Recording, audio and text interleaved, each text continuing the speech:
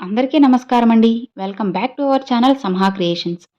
ఇక ఈరోజు వీడియో ఏంటి అంటే, నువ్వు పెళ్ళైన ఆడదానితో సంబంధం పెట్టుకునే ముందు ఒక్కసారి ఆలోచించు. రేపు అనేది వస్తుందో రాదో తెలియదు. కానీ ఈరోజు, ఈ క్షణం ఆనందించు, ఆస్వాదించు, ప్రశాంతంగా ఉండు. జీవితం ఒక తరం పాటే ఉంటుంది. మంచి పేరు చిరకాలం ఉంటుంది. జీవితం అనేది పారే నది లాంటిది. ఒకే చోట ఆగిపోతే నీరు మురికిగా అవుతుంది. జీవితం కూడా అంతే. మార్పుకి సిద్ధంగా ఉన్నప్పుడే కొత్త ప్రపంచాన్ని చూడగలం. ఆనందం అనేది మన విషయాలను పంచుకోవడానికి మనం ఎంచుకున్న మనిషిపై ఆధారపడి ఉంటుంది. మంచివారు ఎప్పుడూ మొండిగా ఉంటారు. ఎందుకో తెలుసా? వారికి నటించడం రాదు కాబట్టి. కోపం 10 వ్యాధులను తెచ్చిపెడితే చిరునవ్వు 1000 వ్యాధులను నయం చేస్తుంది. అర్థం చేసుకున్న ప్రతి వ్యక్తి కూడా ఒక అద్దం లాంటి వారే. మనల్ని మనమే అందులో చూసుకుంటాం. మీ జీవిత పుస్తకాన్ని అందరికీ తెరిచి చూపించకండి. ఎందుకో తెలుసా? నీ భాష కొందరికి మాత్రమే అర్థమవుతుంది కాబట్టి. మనిషికి నాలుక మాత్రమే ఒకటి, చెవులు మాత్రం రెండుంటాయి. దీని అర్థం ఏంటంటే, తక్కువగా మాట్లాడు, ఎక్కువగా విను అని. డబ్బులు పొదుపు చేసేవాడి కంటే మాటలు అదుపు చేసేవాడే అత్యంత సంపన్నుడు. చాలామంది జీవితంలో ఓడిపోతున్నారంటే బలం లేక కాదు, అబద్ధం ఆడలేక, మోసం చేయలేక. విద్య, వివేకం బావిలో నీళ్లు లాంటివి. తరగని నిధులు అవి. వాడుకున్న కొద్దీ ఊరుతూనే ఉంటాయి. రెక్కలు వచ్చాక ఎగరడం తప్పు కాదు. కానీ ఆ రెక్కలకు ప్రాణం పోసిన వారిని వదిలేసి ఎగరడం ఖచ్చితంగా అది మీ తప్పే అవుతుంది. నిజమే కదా? అసలు ఈ ప్రపంచంలో ఒక అమ్మాయిని ఏ అబ్బాయి కూడా తనకంటే ఎక్కువగా ప్రేమించలేడు. విజయం ఎప్పుడూ ఉత్తమ గురువు కాలేదు. నువ్వేంటో, నీకు ఎవరు ఏమిటో ఓటమి తెలుపుతుంది. మనిషిలో ఉత్సాహం పగటి వెలుతురును ప్రసరింపజేస్తుంది. అంతేకాక మనసుని నిరంతరం పవిత్రతతో నింపుతుంది. దాచి దాచి నువ్వు ఏం చేయగలవు? ఎలా తీసుకుపోతావు చెప్పు? ఎక్కడికి తీసుకుపోతావు? శవం మీద కప్పే గుడ్డకు జేబు కూడా ఉండదే. డబ్బు ఎక్కడ పెట్టుకుంటావు? అద్భుతం జరిగే ముందు ఎవ్వరూ గుర్తించలేరు. జరిగిన తర్వాత గుర్తించాల్సిన అవసరమే ఉండదు.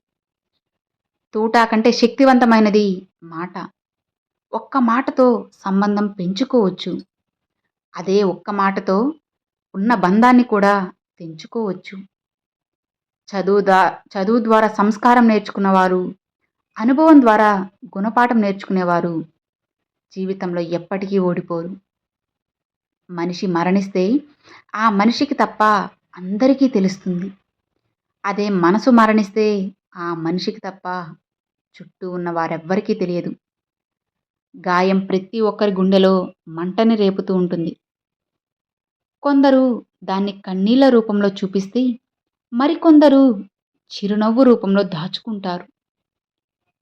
తాబేలును రోడ్డు మీద వదిలేసి దాని వేగంలో లోపం వెతుకుతూ ఉంటాము. కానీ అదే తాబేలును నీటిలో వదిలితే మనం అసలు పట్టుకోవాలిగమా? అలానే ఉండాల్సిన చోట ఉంటే ప్రతి ఒక్కరూ గొప్పవాళ్లే. మంచివాడు పతనమయ్యాడంటే ఎంతోమంది చెడ్డవాళ్ళు ఒక్కటయ్యారని అర్థం. నిజమే కదా? అవసరాన్ని బట్టి భజన, అవకాశాన్ని బట్టి దెబ్బ కొట్టేవాళ్ళు మన చుట్టూ బోలెడంతమంది ఉన్నారు. జాగ్రత్త. పనిని ప్రేమించు. గెలుపు ఓటముల ప్రసక్తి పక్కన పెట్టు. చేసే పనిలో ప్రశాంతత వెతుకు. మనసు స్వచ్ఛంగా ఉంటుంది. జీవితం సంపూర్ణమవుతుంది. విజయం ఎప్పుడూ కూడా మనం తీసుకునే నిర్ణయంపై ఆధారపడి ఉంటుంది. ముందస్తు ప్రణాళిక లేని పని అపజయానికి దారితీస్తుంది అని తెలుసుకో. విమర్శించి విలువను తగ్గించుకోవడం కన్నా విశ్లేషించి సరిచేసుకోవడం ఉత్తమం. సరైనదైతే ప్రశంసించి ప్రోత్సహించడం ఉత్తముడి లక్షణం. నిర్లక్ష్యం అనే పదం చాలా చిన్నది, కానీ దానివల్ల కలిగే గాయం మాత్రం ఎంతో పెద్దది. అందుకే దేన్ని, ఎవరిని ఎప్పుడూ నిర్లక్ష్యం చేయకండి. ఆలోచించి తీసుకున్న నిర్ణయం, కష్టపడితే తెచ్చుకున్న అవకాశం, ఓటమి తర్వాత వచ్చే అనుభవం, గొప్ప వ్యక్తిత్వంలో వచ్చే అభిమానం ఎప్పుడూ వృధాగా పోవు. దేవుడు ఈ ప్రపంచాన్ని ఎంతో అద్భుతంగా సృష్టించాడు. 100 కేజీల ధాన్యం బస్తాని మోయగలిగే వ్యక్తి దాన్ని కొనలేడు. అలానే దాన్ని కొనగలిగే వ్యక్తి ఆ 100 కేజీల బియ్యం బస్తాని మోయలేడు. ఆశ జీవితాన్ని నమ్మేలా చేస్తుంది. కోరిక దేవుణ్ణి నమ్మేలా చేస్తుంది. బాధ అనేది మనిషిని నమ్మేలా చేస్తుంది. కానీ ధైర్యం ఒక్కటే నిన్ను నువ్వు నమ్మేలా చేస్తుంది. గుర్తుంచుకో, ధనం ఎక్కువగా ఉన్నప్పుడు ఖర్చు చేసే గుణం తగ్గించుకో. కోపం ఎక్కువగా ఉన్నప్పుడు మాటలను అదుపు చేసుకునే గుణాన్ని అలవాటు చేసుకో.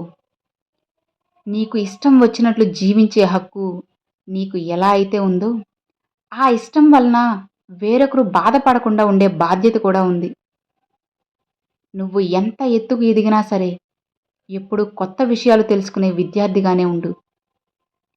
అది నిన్ను మరింత ఎత్తుకు తీసుకెళ్తుంది. గుర్తుపెట్టుకో, మనం ఏదైనా తింటే కడుపులో ఉండిపోదు. కానీ మనం ఎవరినైనా ఏమైనా అంటే వారి మనసులో ఆ మాట నిలిచిపోతుంది. అందుకే ఒక మాట అనే ముందు ఆలోచించాలి.